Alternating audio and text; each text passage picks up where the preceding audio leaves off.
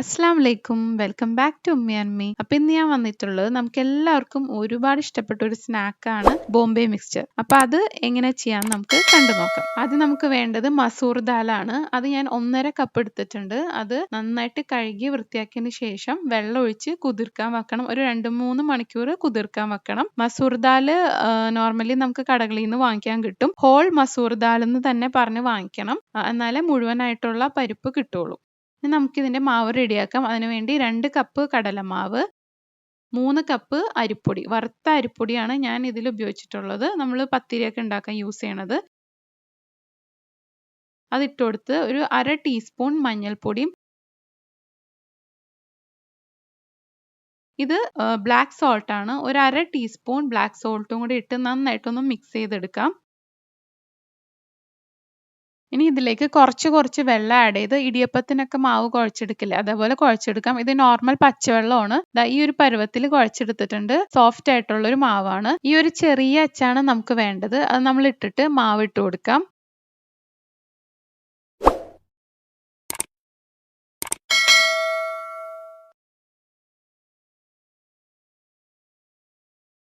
നല്ല ചൂടായ എണ്ണയിലേക്ക് നമുക്കിത് റൗണ്ട് ഷേപ്പിൽ ഇങ്ങനെ ചുറ്റിച്ചിട്ട് നമുക്കിത് ഫ്രൈ ചെയ്തെടുക്കാം. ഇത് മീഡിയം ഫ്ലെയിമിൽ ഇട്ട് കൊടുത്താൽ മതി. ഹൈ ഫ്ലെയിമിലായാലും ഇത് പെട്ടെന്ന് കരിഞ്ഞു പോവും, ഈ മഞ്ഞ കളർ മാറിപ്പോവും. അപ്പോൾ ഒരു മീഡിയം ഫ്ലെയിമിലിട്ട് 2 സൈഡും ഒന്ന് ഫ്രൈ ചെയ്തെടുത്താൽ മതി. ഒരുപാട് സമയമൊന്നും വേണ്ടി വരില്ല, പെട്ടെന്ന് തന്നെ ഇത് ഫ്രൈ ആയി കിട്ടും.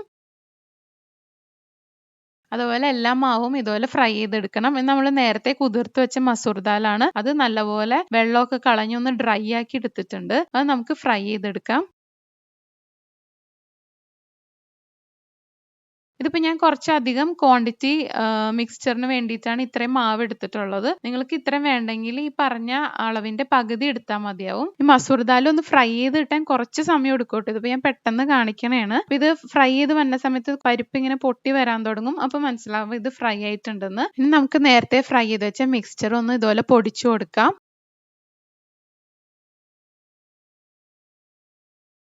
നമ്മൾ നേരത്തെ ഫ്രൈ ചെയ്ത് വെച്ച മസൂർ ദാൽ അതും ആ മിക്സ്ചറിലേക്ക് ഇട്ട് കൊടുക്കാം.